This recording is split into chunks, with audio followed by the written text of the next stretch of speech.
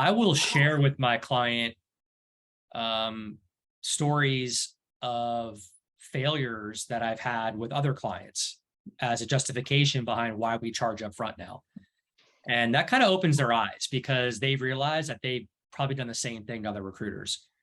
So I'll be like, hey, Mr. Manager, I hope you understand where I'm coming from, the reason why we do take a payment up front. And I'll give them a few reasons. But the one I hit on is, in the past, we used to take searches for free, which is called contingency recruiting, which is what most recruiters do. And what we noticed was we would work really hard to find candidates, and then the hiring manager would be on vacation.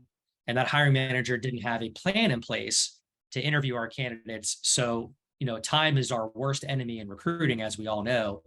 And so the A player candidate that we just recruited and cultivated a relationship with and spent money and time, came in on the weekends to work hard to find this candidate for you, because 1 week has gone by, we've lost that candidate and another company hired that candidate.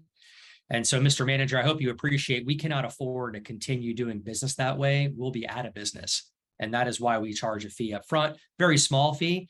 And I guarantee when you commit to this fee, you'll be more engaged with us and you'll want to know where your candidates are. And we love that kind of feedback because sense of urgency is everything for us. And moving the candidate forward in the hiring process is what makes a winning solution for both you and I.